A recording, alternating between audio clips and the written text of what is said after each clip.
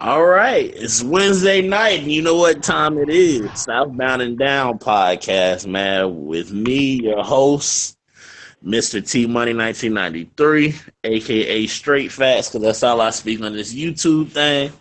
And I got two special guests with me tonight. We got David Harrison back, representing the Bucks. How you doing, David? I'm good, Team Money. How are you? I'm good, man. A little tired, but I'm good. Uh, Yeah. Also, for the first time, we got from the Saints fan base. Sean, how you doing, man? Doing great, T Money. How about yourself, man?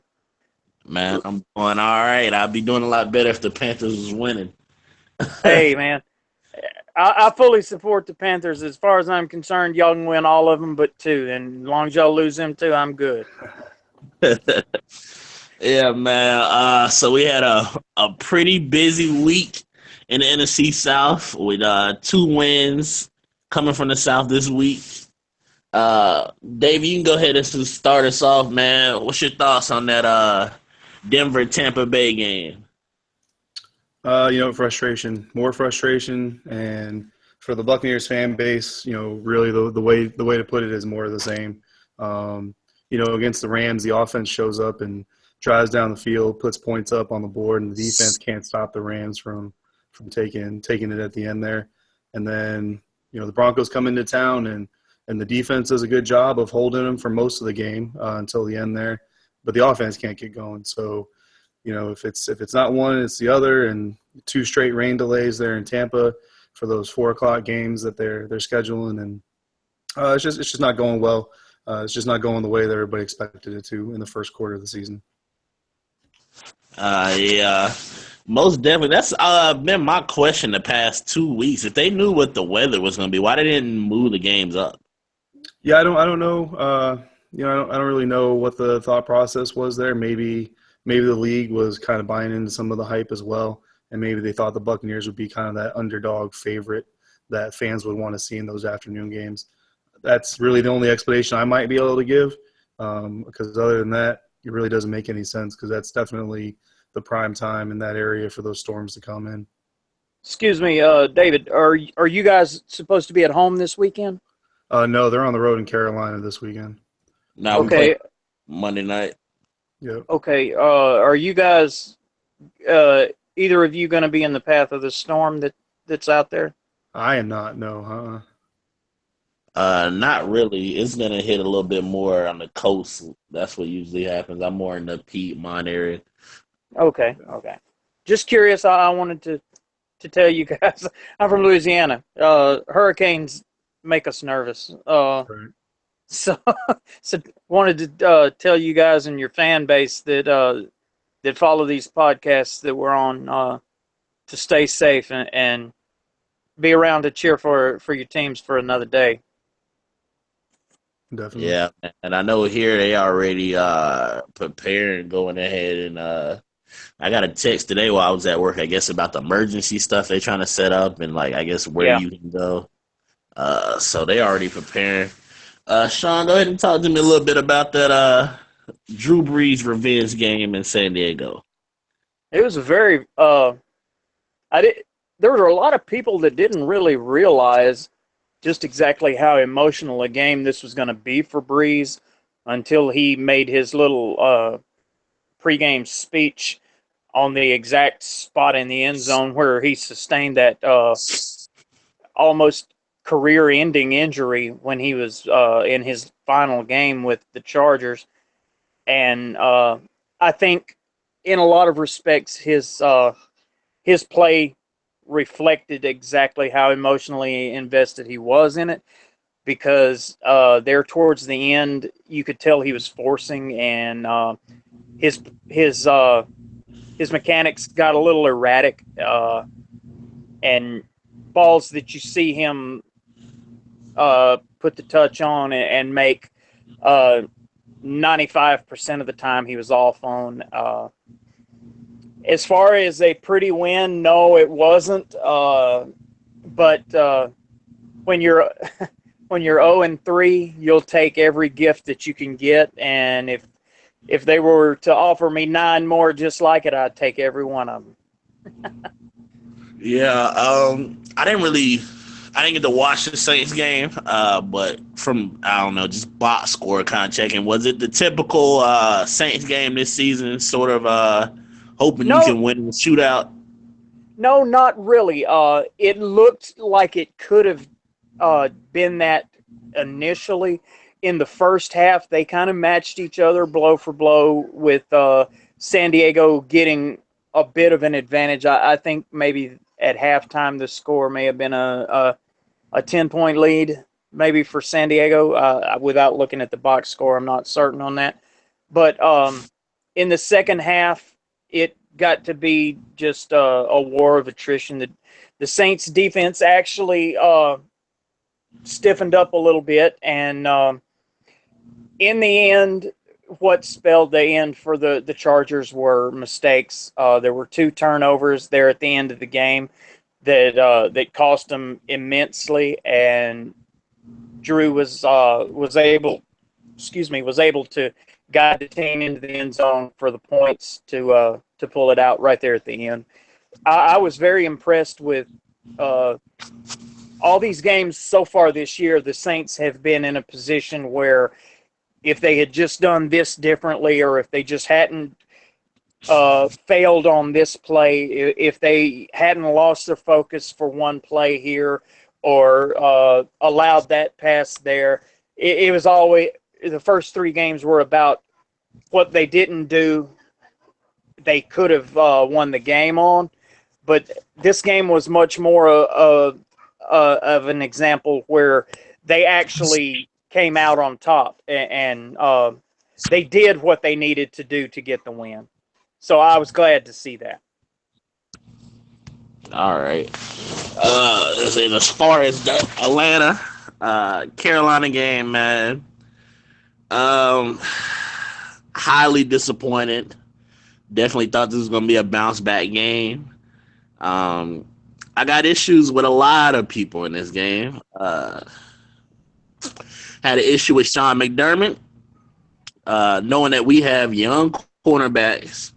He decides most of the game to blitz and play Julio one on one with one safety, single high, and not even cheat the safety over to Julio's side.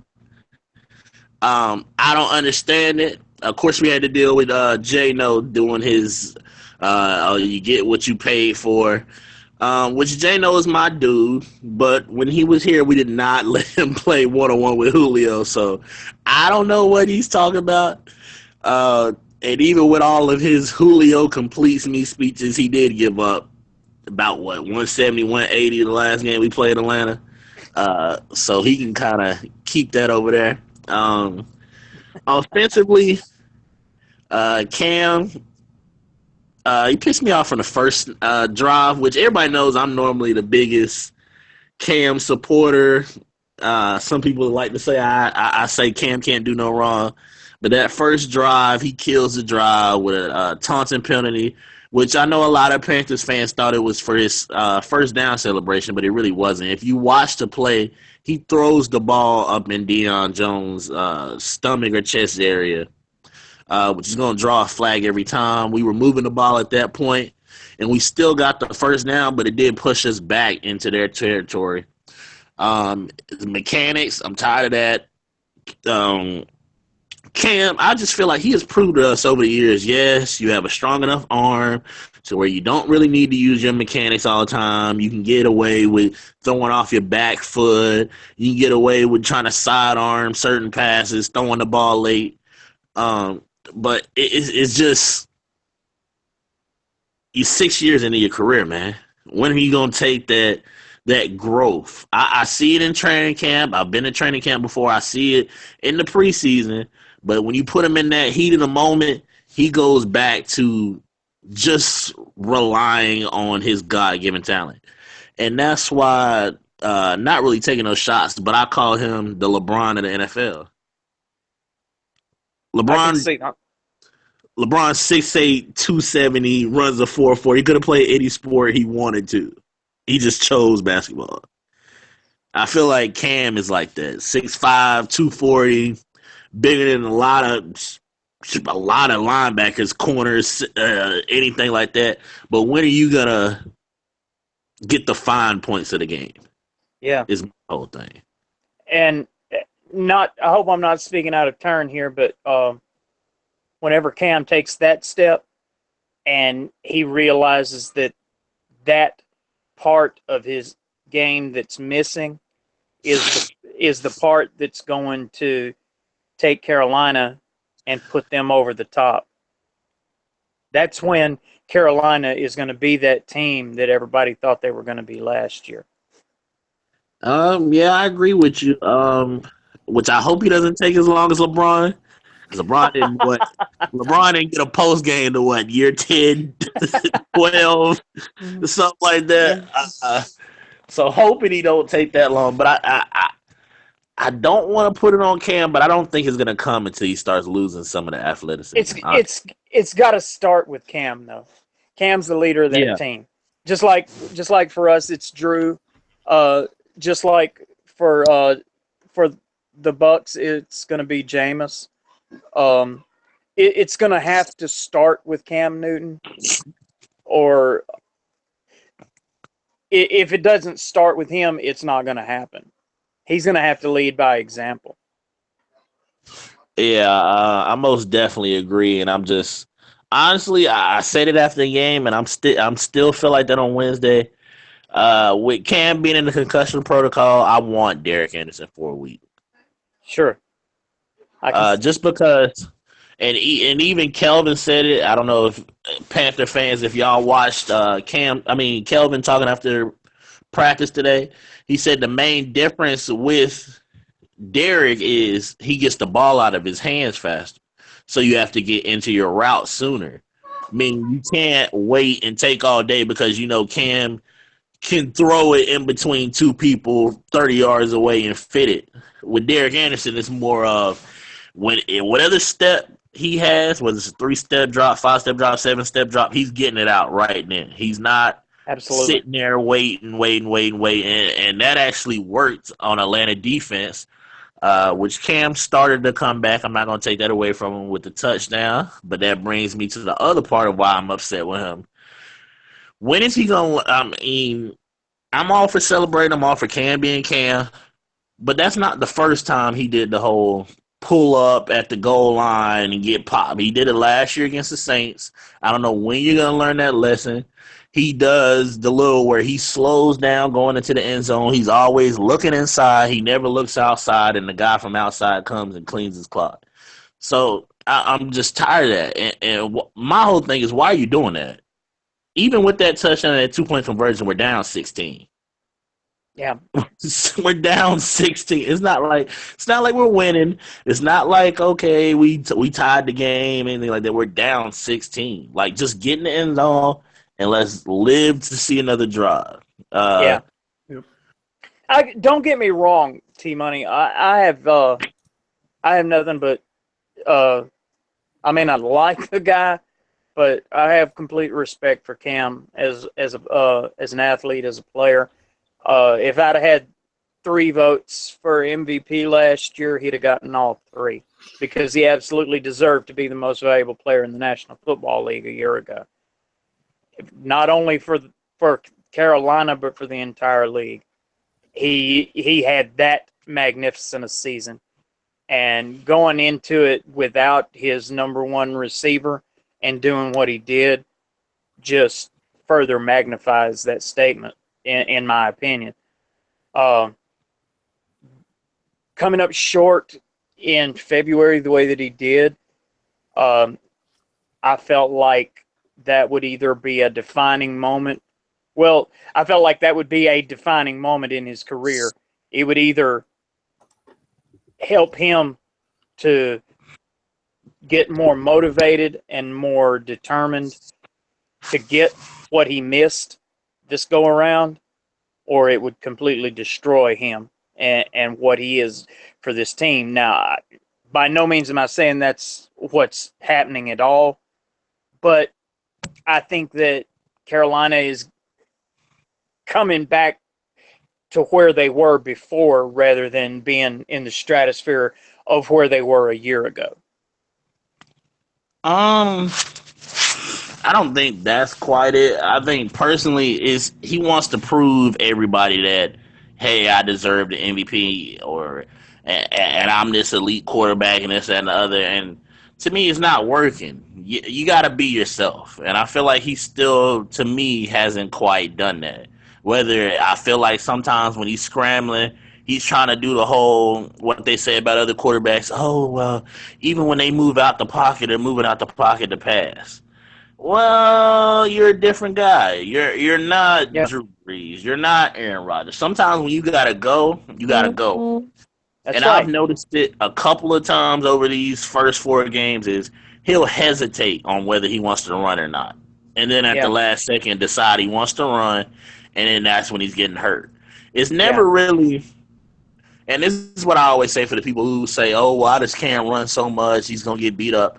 I never really noticed Cam. Cam never really gets hurt when he's supposed to run. When it's a design run play, or yeah. he knows off the bat I'm gonna scramble and get yards. He never gets hurt. To me, it's either in the pocket or it's him being undecisive about what he wants to do.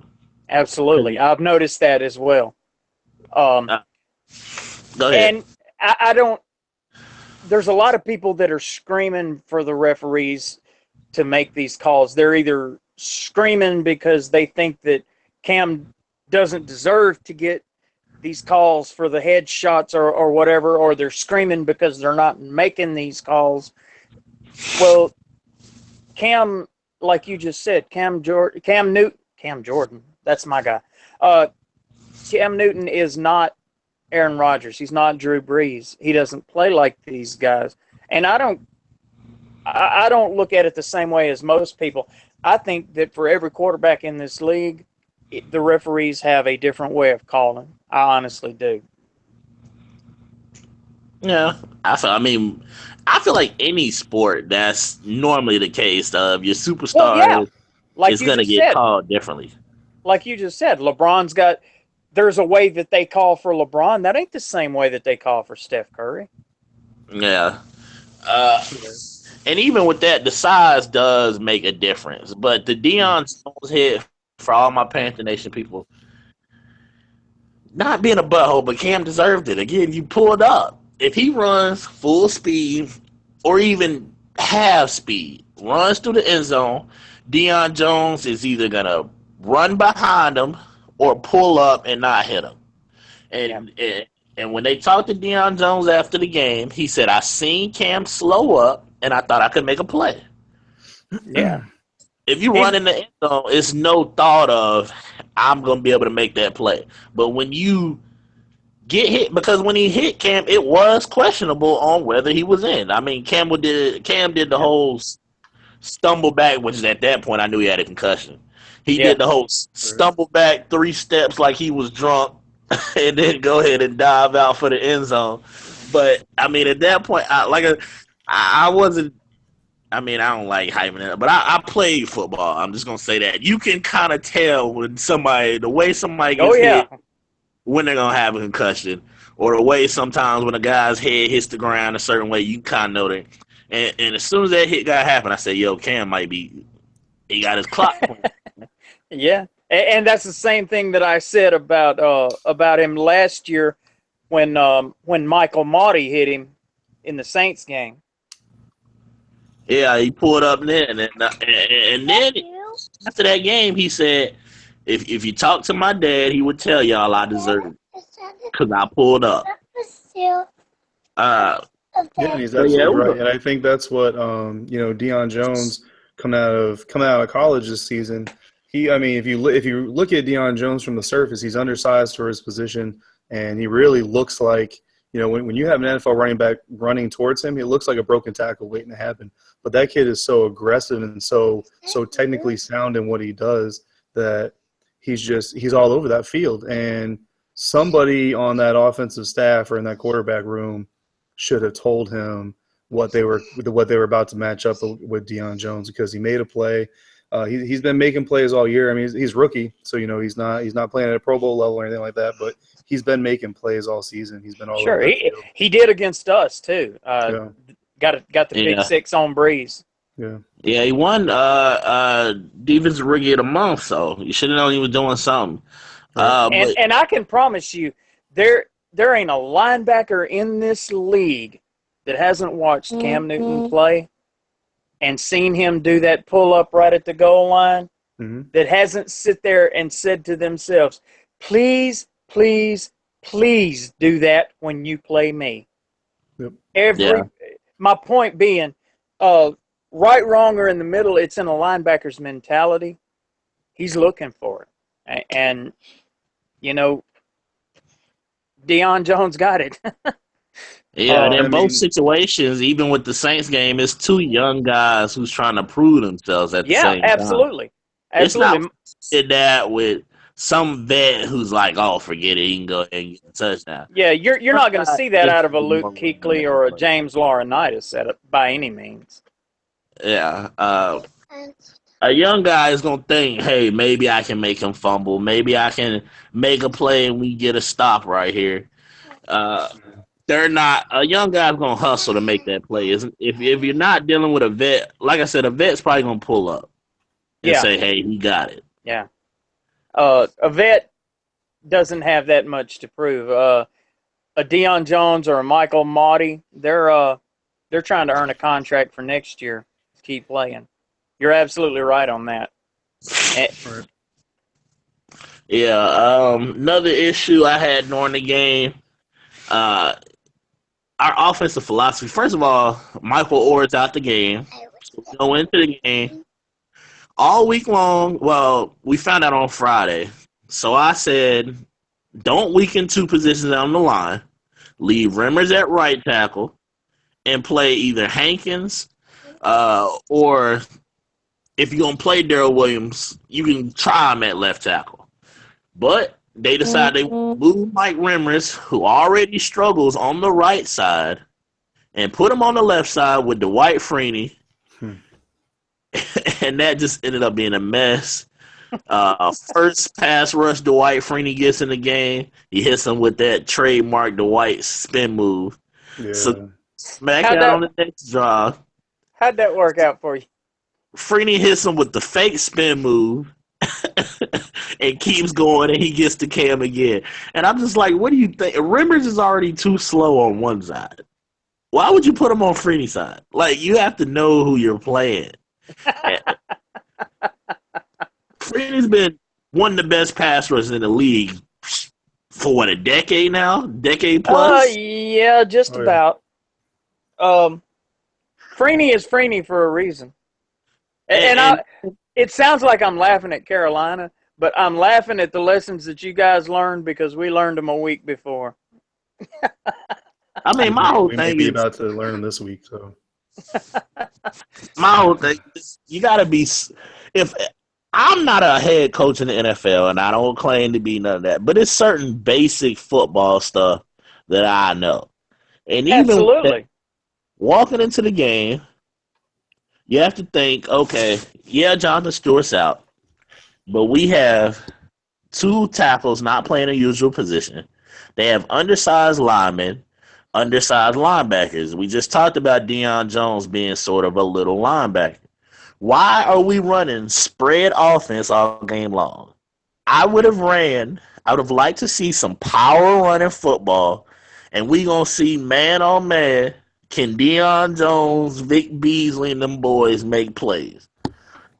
Because, yes, Deion Jones is good, and I'm not knocking that, but even Deion Jones coming out of LSU had a lot of missed tackles. He had a lot of tackles that would get broken because he is a littler guy.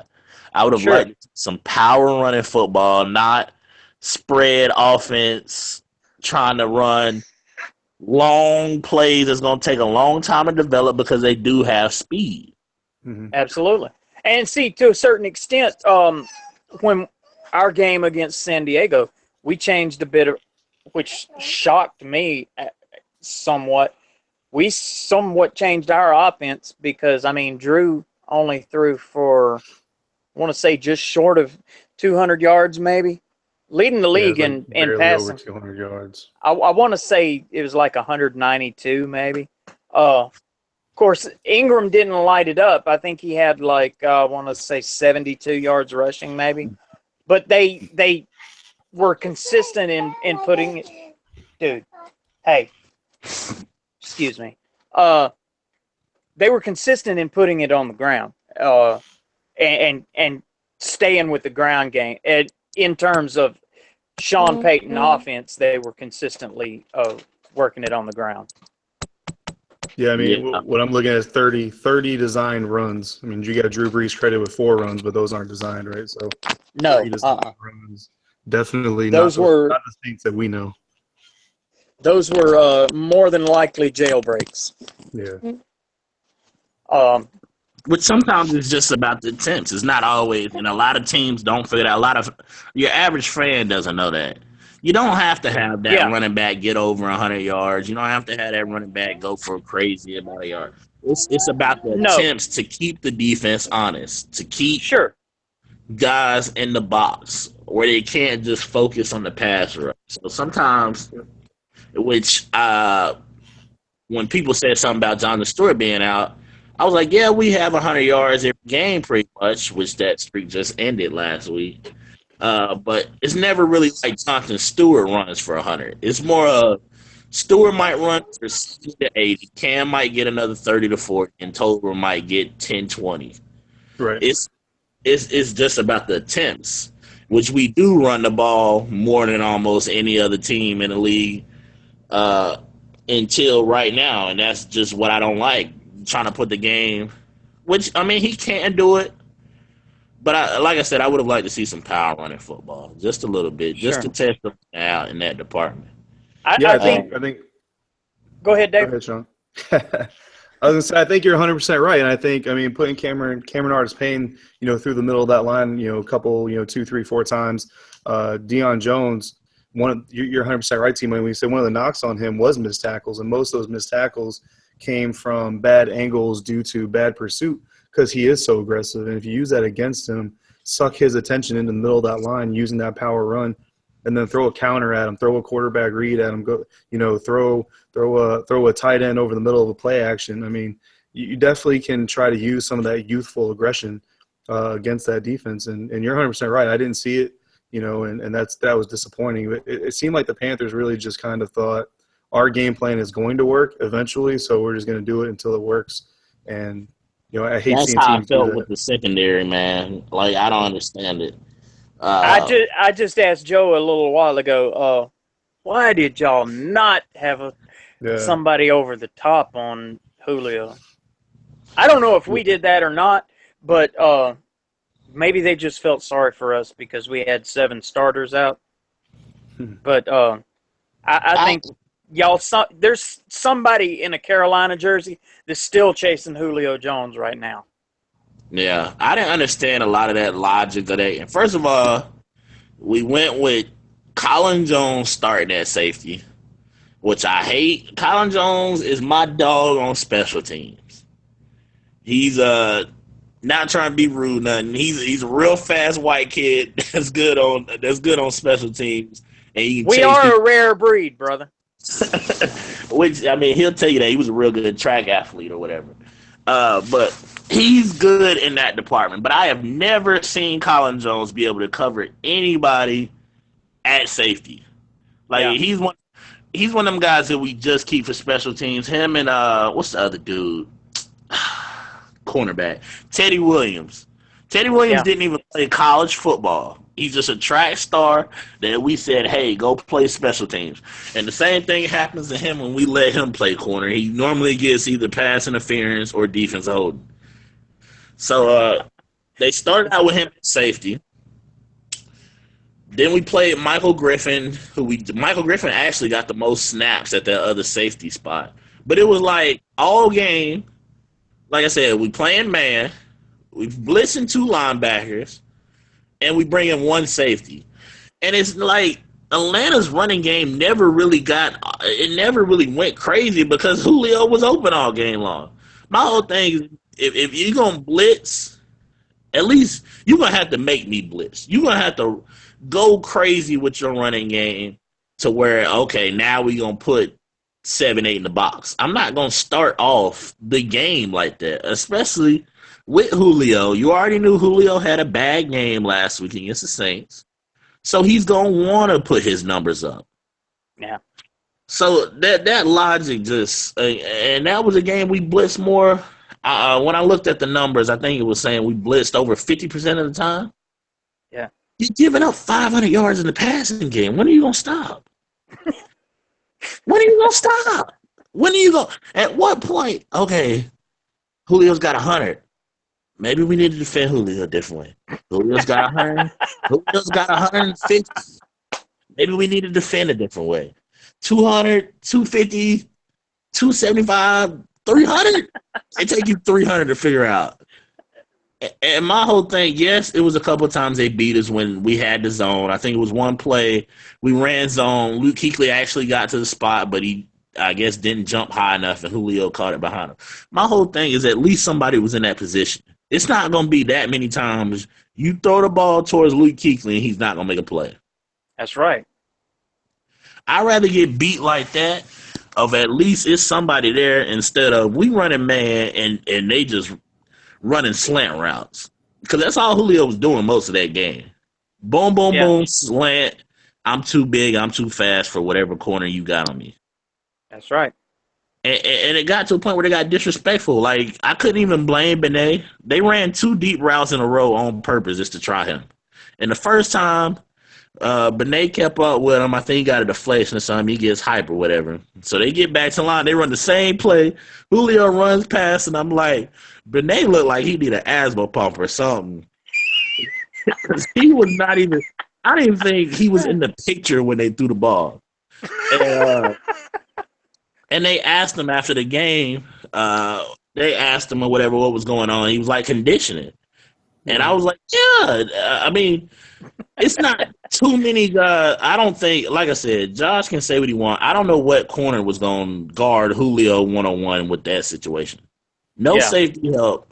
I don't care if it's, to me, probably Patrick Peterson is the best natural talent at corner.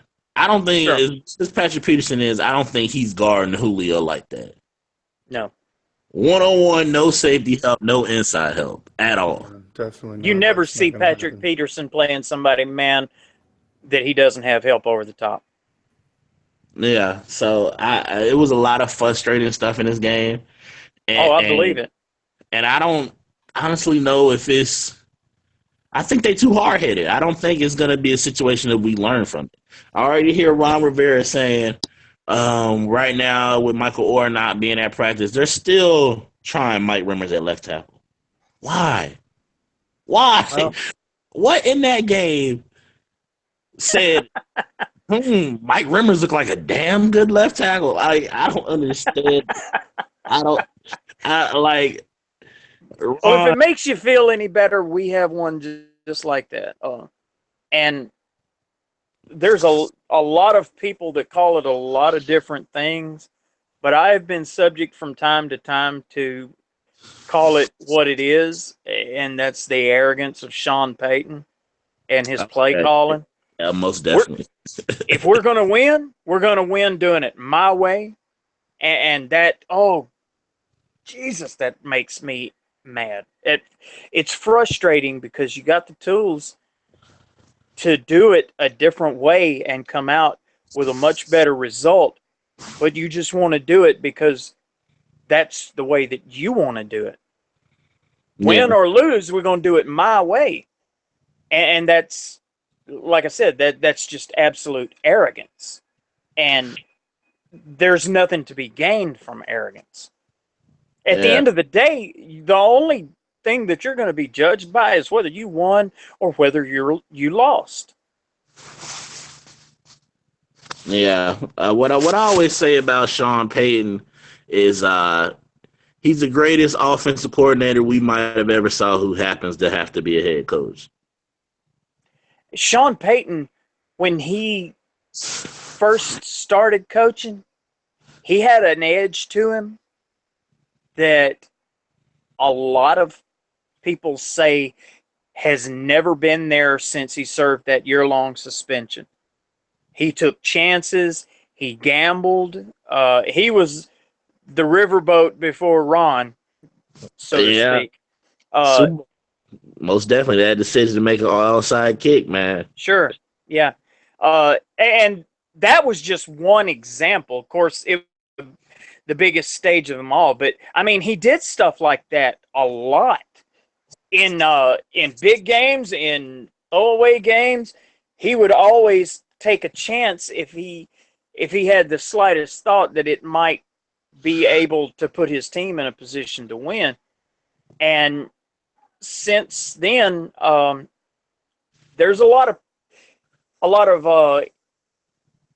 flux and flux and flow in New Orleans right now about how the ownership situation being such as it is with Tom Benson,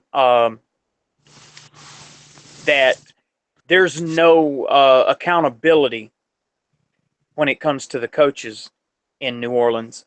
And this is something that I rarely ever get into because I'm not much into the politics. As far as I'm concerned, the only thing that matters to me is not the alleged mismanagement, the impropriety, or the mismanagement of this organization. None of that matters to me right now. The only thing that matters to me is what we're going to look like at the end of the bye week. And then what matters to me from that point is what are we going to look like getting ready for the Carolina Panthers. And then what matters after that is what we're going to look like the weekend, the following week, and then the week after that. I don't care about all that other stuff is stuff that needs to be addressed in the off season. All that matters right now is winning football games. And if that's not the only thing that matters to them, they're in the wrong business, in my opinion. Yeah. Sean, go ahead and tell us. Oh yeah, y'all got the bye week, so I guess. Yeah. What are y'all looking coming out? What are you looking for changes coming out the bye, real quick? If you got three of them. Three of the biggest changes, we have a walking hospital ward for a roster.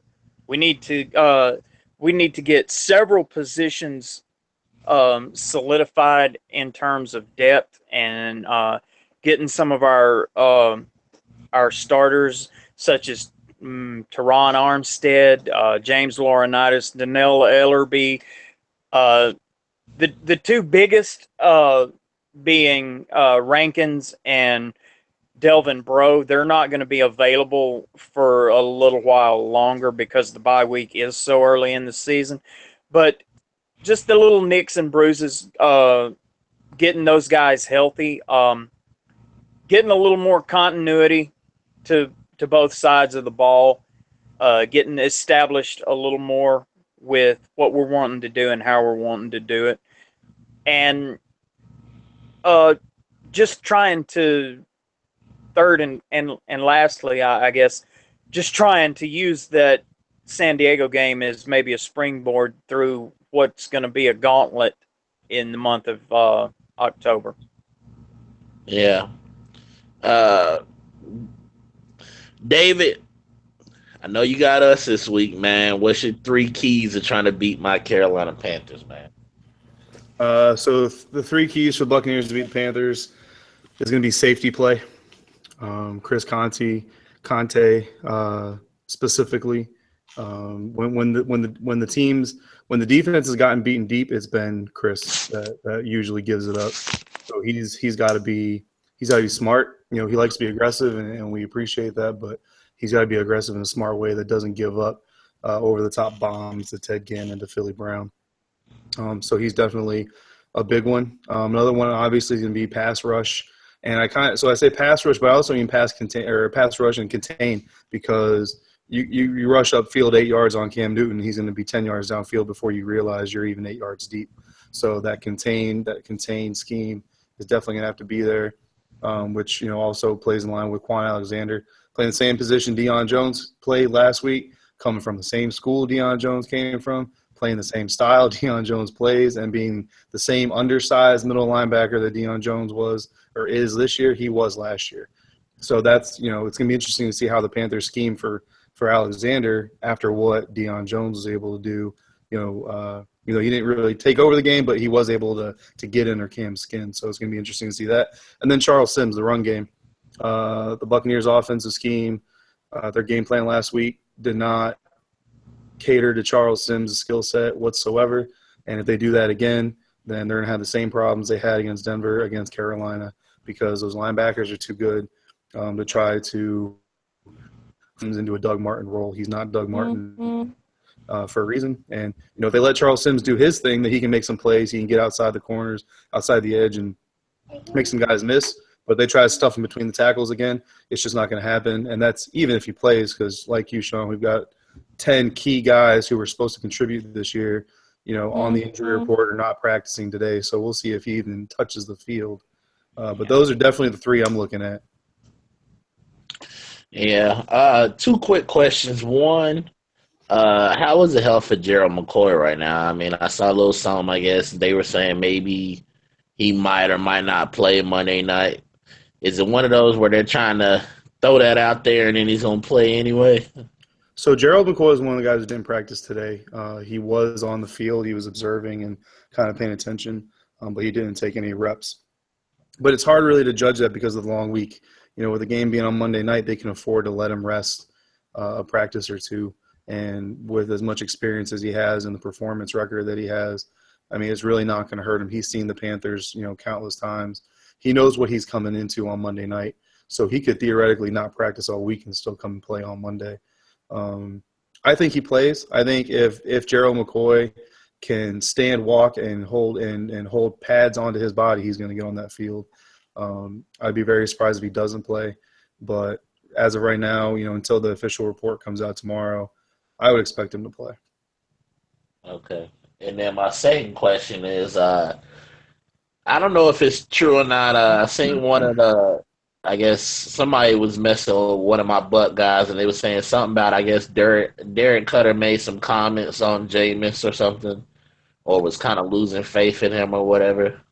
Yeah, so during the post-game press conference, Dirk really, in my opinion, Dirk really kind of put too much on Jameis. Jameis is the quarterback, and he wants that role. He wants that attention, and Jameis isn't going to shy away from it. But it went a little bit beyond, in my opinion, and I know in some other people's opinions, it went a little bit beyond a head coach challenging a young leader to step up and take control. And it went to the point of really throwing blame on him. He didn't deserve. The first comment that really kind of rubbed me the wrong way was him saying that the story of the game was the 2 interceptions that gave the Broncos, their great scoring opportunities. And that's definitely a story in the game. But I don't know if it's the story of the game because, it led to 14 points, but the Buccaneers' offensive line didn't really give Jameis an opportunity to come back from those in the rest of the game. So I think the offensive line had more to do with that game than Jameis Winston did himself. That's kind of the impression I had from it. I didn't think it was a good look for him, but we'll see how it works. Okay. As far as me, my 3 keys to the game, it's kind of hard a little bit right now offensively because, again, we don't know if Cam's going to play. I know right now from what Shula is saying, he's game planning for Cam to be there because supposedly Derek Anderson has such a command of the offense that he doesn't really need a game plan tailored to him, which it makes sense. It's easier to fit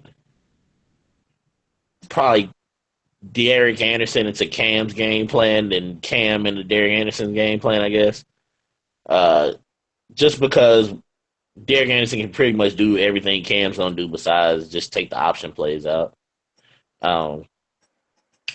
So my 3 goals, one is making sure we defend how Bradbury already didn't practice today, but who's going to defend Mike Evans, man? I'm not really worried about Vincent Jackson, which last time I said that about somebody that bit me in the butt. But with Vincent, I feel like you kind of know what he's going to do, and you can put some – as long as you got somebody there, they have a chance to make a play. Evans is a guy that you can be there, you can be in the perfect position, and he still is going to make a play. So first key is defending Mike Evans well. Second key, getting to Jameis. We need to find some type of pass rush. Still staring a defensive line in the face that Charles Johnson doesn't have a sack. Kawan Short doesn't have a sack. And Coney Ely, who didn't practice today, doesn't have a sack.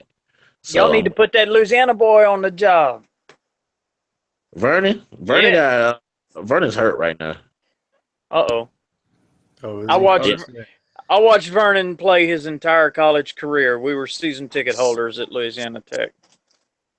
yeah. So I did some draft stuff for Pro Football Spot, which Sean also writes for, and Vernon Butler. I mean, that was one of my guys coming into the draft. I kind of knew the Buccaneers weren't going to grab him because of how early he was going to go and the Buccaneers' priorities. But man, I'm excited to see what Vernon Butler does in his career. Yeah, Great guy.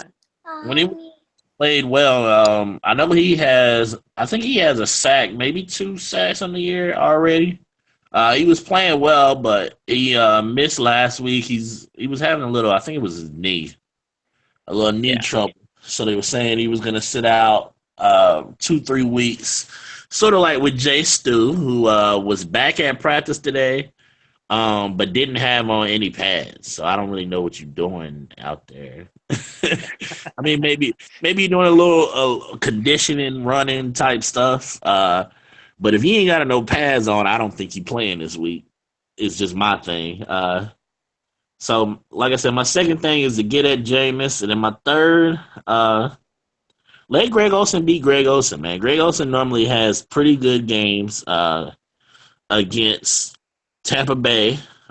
Just because, like David said, safety play is for the past, I don't know, probably 3-4 years has been a little concern with Tampa Bay, at least, of having guys who can make plays in the run and also stop the pass. I don't think they really had that, in my opinion, in a minute.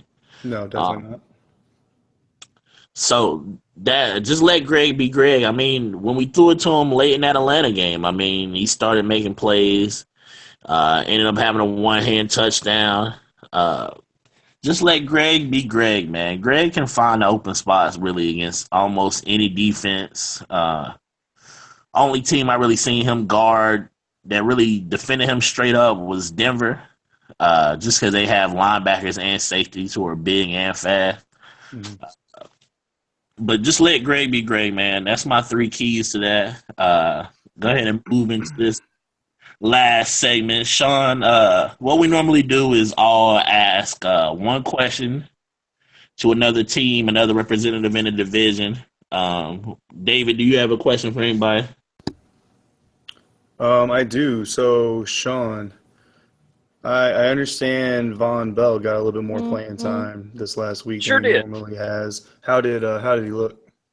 Looked very good. I fully, as if you're at all familiar with our show, you'll know that Allen has been thumping ever since the draft. That Von Bell is going to be the eventual replacement for Jairus Byrd. Yep. And Jairus is a colossal disappointment to me right now.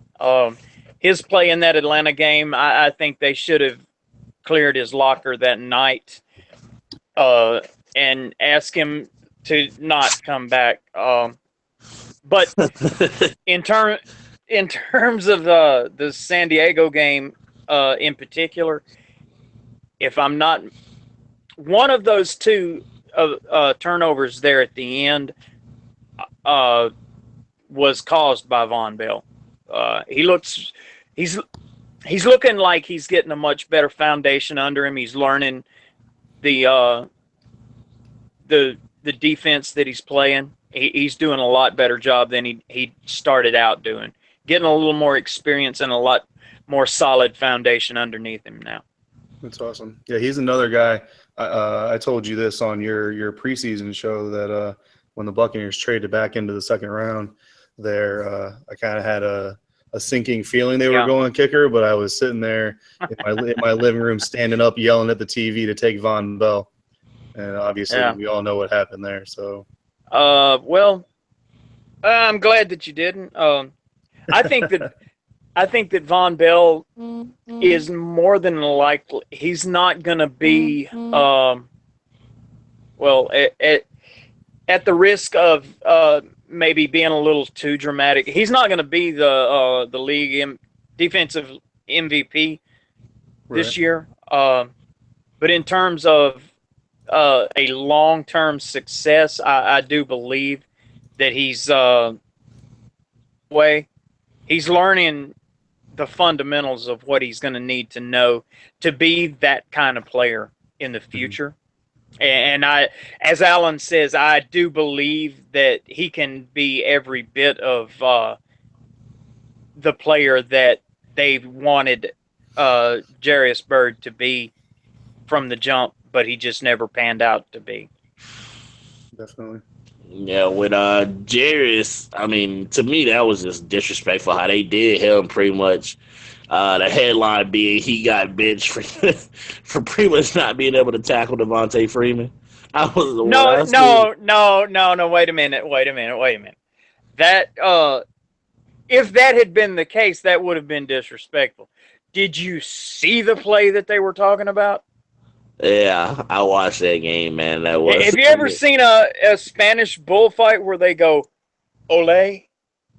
yeah. Did that bring anything to mind? That I have a 4-year-old son, my little partner right here.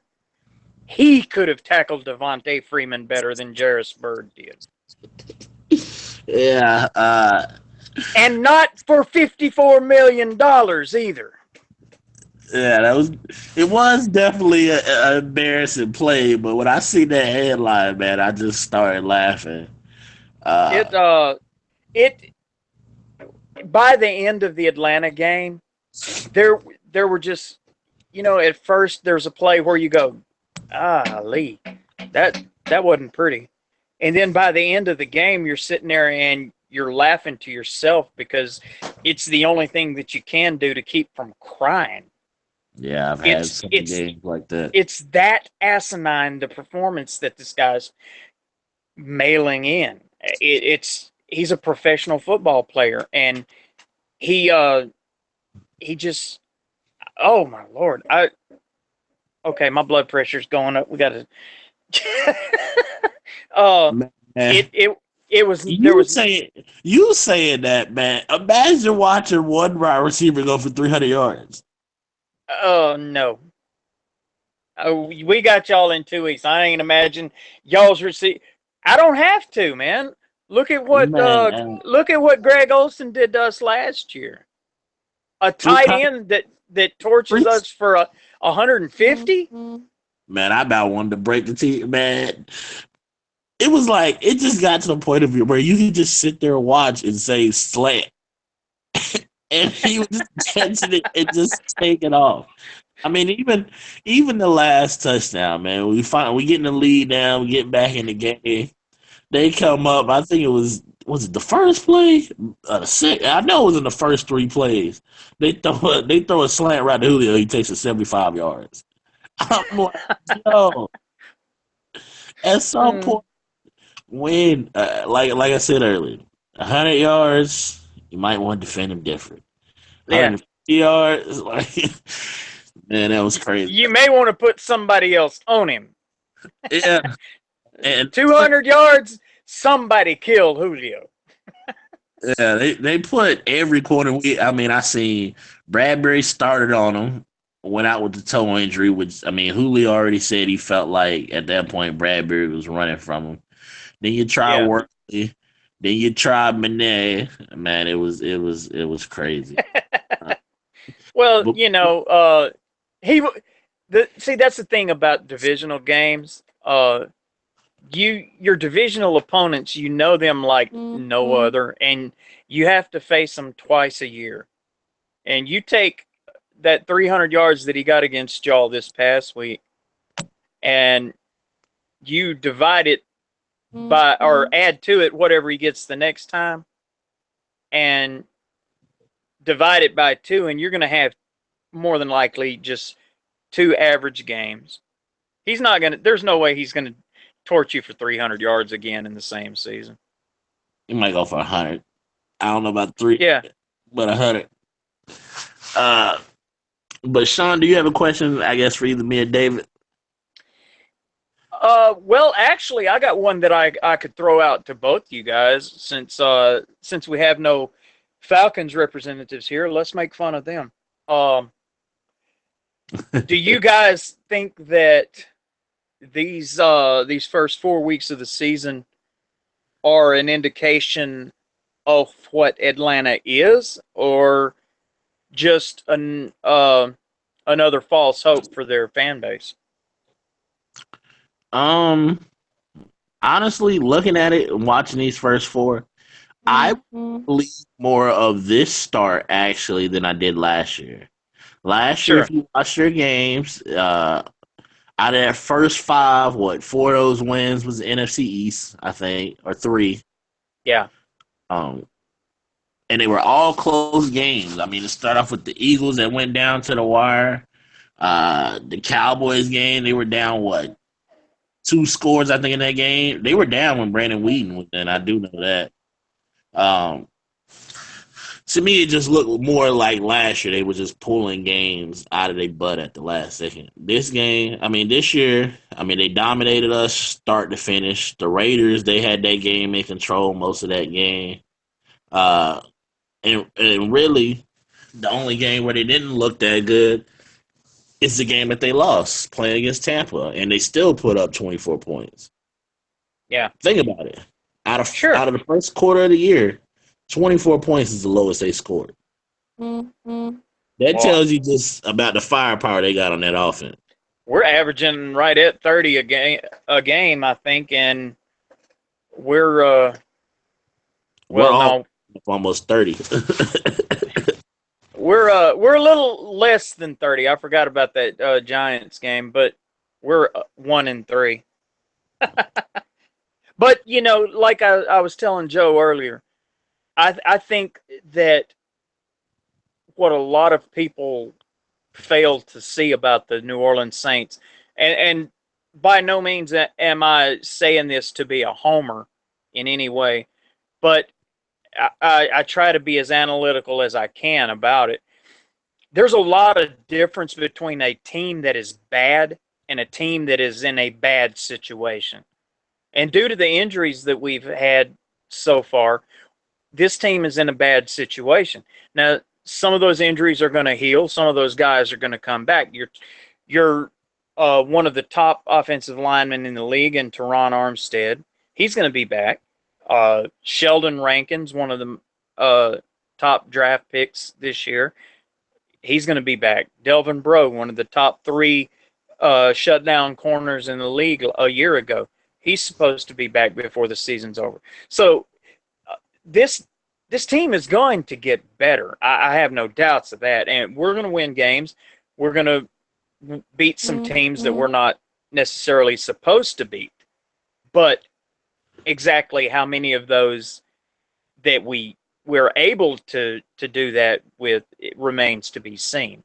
By no means am I sitting here saying this team is going to the Super Bowl now that we've won a game. I'm not even going to start that foolishness. But I think that this team is going to be a much better team than what a lot of people are seeing with 1-3 start. I sort of agree with that. I sort of don't. I just feel like Mickey kind of puts y'all in a bad spot, and Most I'll, definitely. I'll definitely be surprised if he's still. I don't know his contract details or anything like that, but if he's still here after the end of the year, I mean, it'll just be out of good graces. I don't feel like Well, two things I'll say about that, and I don't claim to be very knowledgeable at all in the inner politics of the organization, but I'll say this: Mickey is in tight with Sean. Sean is couldn't be any tighter with Tom, and all indications seem to be that Tom is not mentally functional in all capacities at this point. All the decisions made in this football organization come from Sean Payton. There's not a doubt in my mind about that. None whatsoever. That's the reason that I was talking earlier about the accountability. Yeah. He's just got carte blanche with the Saints. He can do what he wants, and there's no accountability for it. I agree with that. With him bringing the Super Bowl, kind of. I feel like Drew will always be in that situation too. I think as long as Drew wants to be a Saint, he's gonna be a Saint. I don't think he'll ever be in that Montana situation of getting pushed out the door or traded or anything like that. And you can just tell that from the fact of they haven't even really developed nobody behind him No, young to get that shot. um, it's really hard to say at this point. The further it goes, at least on paper at this point, that seems to be a 2-year window now with the deal that he just signed. He's on under contract for 2 more years. The back 3 voided on a 5-year deal. They have the only person that they've got in the system behind him is a guy that's almost as old as he is in McCown. Luke McCown, and you still got Garrett Grayson on the practice squad. But I'll say this now, just like I've said from day one, there is absolutely nothing whatsoever about Garrett Grayson that screams out to me the heir apparent to Drew Brees. I felt like that would have been more sure that with Chase Daniels than Grayson. Sure, I would. Every day of the weekend, twice on Sunday, I would pick Chase over Garrett Grayson in a heartbeat. Yeah, I really thought he was going to be the future there in New Orleans. I did too. But, there comes a point in time when these guys have waited their whole lives to play in the league, and Chase has left New Orleans and then Kansas City to go be a starter somewhere, only to get supplanted after he got there twice. Yeah, he just can't get his break, I guess. Yeah. Yeah. It is what it is. He thinks he's gonna sit behind Bradford, who's probably not gonna finish the year. He was like, I figure I'm gonna play at some point, and then it ends up being Carson Wentz. Oh yeah, where as well as he's been playing, he's not going anywhere at all. The only way that Chase Daniel is going to get any time whatsoever is if somebody breaks Wentz in half, and because Wentz's only backup was Bradford, and then Bradford got the bigger, better deal going to Minnesota, and everybody's so high on the Vikings right now, and they're like one really hard sack away from oblivion. Yeah. And I thought they would still be good even if they had to play Sean Hill, man. That defense right now for me, Zimmer's coach of the year. Yeah, I can see that. I'm not completely convinced that if something happens to Bradford, that offense is going to continue to play at the level that they're playing at, especially now without AP. It's going to be hard. I'm not going to say it's going to be impossible, but I'm going to say it's going to be very hard for them to replicate the success that they're having now. But as of right now, until such a time as that, they're very much in the thick of things in the NFC. Yeah. Okay. My question, I guess, I think I'm the only one who didn't go. David, how do you see y'all trying to defend Greg Olsen this week? I think it's probably going to be a combination of Levante David and Quan Alexander. They're probably going to try to check him at the line, try to throw off the timing, or maybe throw him off his route a little bit. But I think Greg Olsen is going to get his catches no matter what. I think the key for the Buccaneers defense is going to be kind of what they used to do when they were making the playoffs every year, and that's the bend, don't break. and hope that the quarterback or a player makes a mistake that allows you to get a turnover off of them. But I think for Greg Olsen specifically, it's going to be, I think either Quan is going to be watching Cam and Levante is going to be watching Greg, or Quan's going to be watching Greg and Levante is going to be watching Cam. I think that's pretty much, that kind of has to be the game plan the entire day, or else they're just going to run. They're just going to run over this defense. Yeah. Well, with that being said, let's go ahead and close out the show. David, go ahead and put yourself over, man. All right, T-Money. So once again, my name is David Harrison. You can find all my Buccaneers writing and fantasy writing on thepeterplank.com. And you hit me up on Twitter at ADWDA11. And then when the draft comes around, you can find me on Pro Football Spot with the great Sean Williams doing all my scouting reports on there. All right. Sean, go ahead and put yourself over, man. Your show over, too. All right. I'm co-host of the Under the Dome podcast, a Fan First Productions production. We're on every Tuesday night at 8 p.m. Central Standard Time, and we cover all things Saints. I also write for ProFootballSpot.com, cover the Saints for them.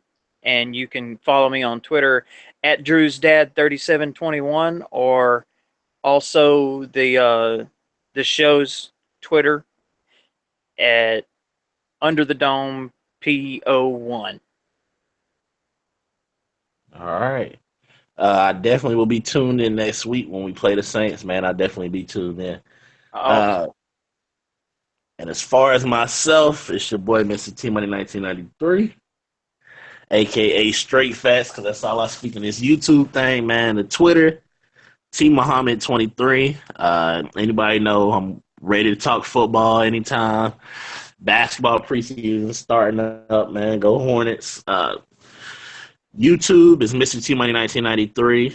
And then my other YouTube that I'm starting off adding to the T Money Productions family. I got T Money Gaming. Right now I got one video up on man. I got a couple more recorded that I need to edit. So will be videos coming up on there, man. If you support anything that I do, man, go check it out. Shout out to Tony, Joe, everybody at Cat Chronicles, man, for giving me this opportunity. Got to put that in every week, man. Those is my guys. Still got to check out Tony's whole, I guess, what was the name of the video? Thing Sean McDermott does when he's not thinking about Josh Norman. Got to check that video out. But other than that, man, this is a Southbound and Down. You can check us out every Wednesday at 10 o'clock. I am black, so that usually means 10:15, 10:30 by the time we get started. But other than that, man, y'all have a good night. We out. All right, guys, have a good night.